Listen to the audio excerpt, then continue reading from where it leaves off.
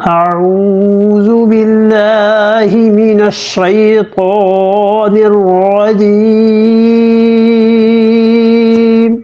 بسم الله الرحمن الرحيم يا أيها الذين آمنوا إنما الخمر والميسر والأنصاب والأزلام رجس من عمل الشيطان فاجتنبوه لعلكم تفلحون یا ایھا الذین آمنوا، اے ایمان والو، انما الخمر، بلا شک و شبہ، خمر، شراب، خمر تو کہتے ہیں وہ شراب جو انگور سے بنائی جائے، اور باقی حرمت کے اعتبار سے باقی شرابوں پر بھی اس کا اطلاق ہوتا ہے۔ حضور اقدس صلی اللہ علیہ وسلم کے زمانے میں خمر جس چیز سے بنائی جاتی تھی وہ انگور تھا۔ اس کی قسمیں پہلے گزر چکی، اس کے احکامات بھی گزر چکے، غالباً سورہ نساء میں ہے نا، یا سورہ بقرہ میں تھے، بہرحال تفصیل سے بات ایک مرتبہ ہو چکی تھی، وہاں اس آیت کا بھی بتایا تھا، اور وہاں پر یہ بتایا تھا کہ اللہ تعالیٰ بعض احکامات شریعت کیا کرتی ہے، ابتدا میں بالکل پابندی لگا دیتی ہے، آہستہ آہستہ اس میں پھر ریلیکسیشن آتی ہے، اور بعض احکامات شریعت کے ایسے ہیں کہ ابتدا میں اللہ تعالیٰ تھوڑا تھوڑا اس کو روکتے جاتے ہیں، حتیٰ کہ انتہا پہ پہنچ کے بالکل اس چیز کی پابندی کر دی جاتی ہے۔ اس میں یہ آیت کریمہ بھی اس وقت اس کو بھی پڑھ لیا تھا۔ تو اللہ تعالیٰ نے یہاں پر فرمایا کہ انما الخمر والمیسر، اور لوگوں شراب، فقہی اعتبار سے کہیں گے جو کہ خمر تیار کی جاتی ہے عنب، انگور سے، لیکن حقیقت میں پینے کے اعتبار سے، نشے کے اعتبار سے ساری شرابیں اس میں آ گئی۔ والمیسر، اور میسر کا مطلب جوا، یسر کہتے ہیں عربی میں آسان چیز، اور یاسر وہ جو جوا کھلوائے، یاسر کو یاسر وہ جو آسانی پیدا کرے، آرام پیدا کرے، اطمینان پیدا کرے، یاسر بڑے اچھے معنی میں بھی استعمال ہوتا ہے، اور چونکہ وہ ایک طرح کی خوشخبری دیتا تھا اس کو جس نے جوئے میں پیسے پا لیے ہیں، تو اس اعتبار سے اسے یاسر کہتے تھے۔ یہاں میسر یہ لفظ اسی سے بنا ہے، والمیسر، اور جوا جو ہے دو چیزیں ہو گئیں، والانصاب، اور بت تین چیزیں ہو گئیں، والازلام، اور جو پانسے ڈالے جاتے ہیں۔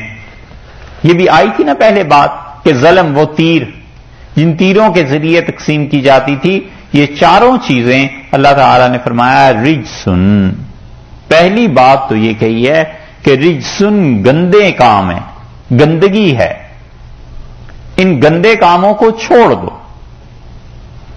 یہاں پر اللہ تعالی نے دیکھیے خمر اور میسر کے ساتھ انصاب اور ازلام کو لگایا، یعنی اتنے گندے کام ہیں، اتنے برے کام ہیں، جیسے اللہ کے ساتھ شرک کرنا ہے، اتنے گندے کام۔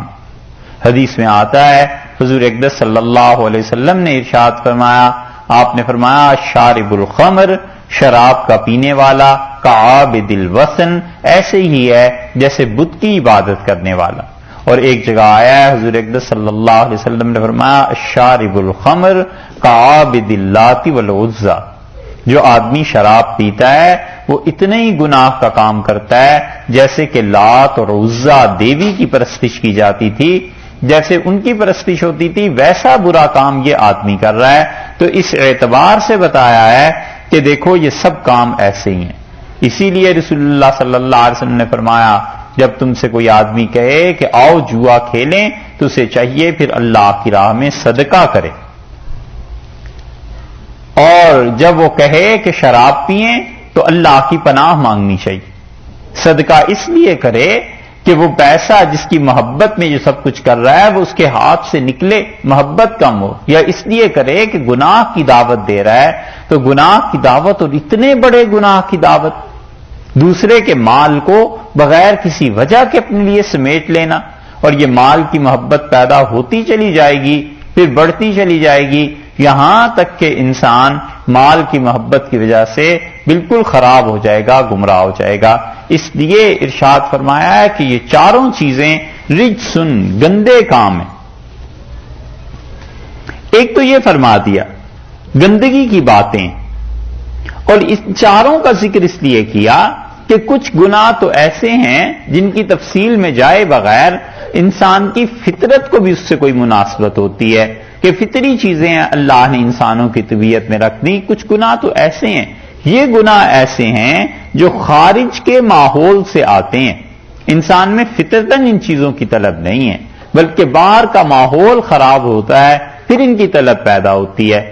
ایک آدمی ٹھیک ٹھاک زندگی بسر کر رہا ہے، اگر دوستوں میں بیٹھا اور وہ سب جوا اور ان چیزوں کو کھیلتے تھے تو وہ اس کے دل میں پیدا کریں گے کہ تم اپنے مال کو اس طرح لگاؤ، اس طرح تمہارے پاس پیسے زیادہ ہو جائیں گے. اسی طرح وہ ٹھیک ٹھاک زندگی بسر کر رہا ہے، حلال حرام کی تمیز ہے، سوسائٹی اسے ایسی مل گئی جو لوگ اسے شراب پینے کے لیے دعوت دیتے ہیں، مجبور کرتے ہیں، یہ سب چیزیں ایسی ہیں. تو اس لیے یہاں پر اللہ تعالیٰ نے اگلا لفظ جو کہا ہے یہ ارشاد فرمایا کہ من عمل الشیطان، یہ گناہ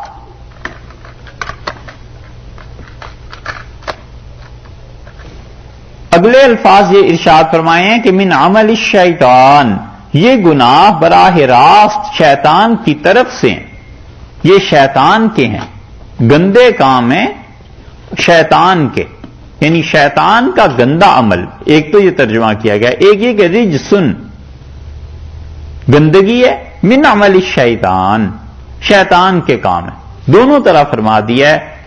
تو یہ دونوں چیزیں کر کے یہ بتا دیا کہ دیکھو تم نے ان چیزوں سے بچنا ہے. شیطان ان چیزوں کو کی دعوت دیتا ہے، اس لیے یہاں پر ان چاروں چیزوں پر اللہ تعالی نے شدید نکیر فرمائی ہے. انصاب تو وہ بتوں کے نام پہ جو چڑھاوے دیتے تھے، حرم شریف میں انہوں نے بڑے بڑے ستون بنائے ہوئے تھے، پلرز کھڑے کیے ہوئے تھے، اور ان جگہوں کو وہ اپنے پاس سے ہی بس مقدس مانتے تھے، وہاں جا کر جانور ذبح کیا کرتے تھے. اور اسی طرح ازلام جو ہے تیروں کے ذریعے پانسے ڈالتے تھے اور اس ذریعے سے یہ کام کرتے تھے. اللہ نے فرمایا گندی باتیں ہیں. ایک دوسرے فرما دیا عمل الشیطان، یہ شیطان کی حرکتوں کے نتیجے ہیں. فجتنبوہ، بچو اس سے، بچتے رہنا.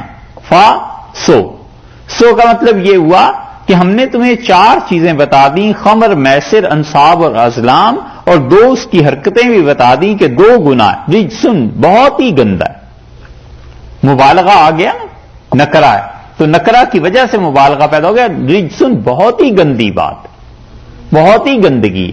من عمل الشیطان، اور شیطان کے اثرات کا یہ نتیجہ ہے. فجتنبوہ، بچو اس سے. کس چیز سے؟ رجس سے، گندگی سے. ہو کی ضمیر لوٹ کے گئی یا تو رجس کی طرف یا عمل شیطان کی طرف، دونوں میں سے کوئی بھی چیز مان لی جائے تو مراد یہ ہوئی کہ فجتنبوہ، بچو اس رجس گندگی سے. فجتنبوہ، بچو اس شیطان کے عمل سے. یہ اللہ تعالیٰ نے، اور فا کا مطلب یہ ہوا کہ سو تم دیکھو یہ چار چیزیں اور گناہ یہ دو اس پہ. فا سو، سمجھ آ گئی. اجتنبوہ، بچو اس سے. اس کا نتیجہ یہ ہے کہ خرابی ہے. لعلکم تفلحون، شاید کہ تم فلاح پا جاؤ.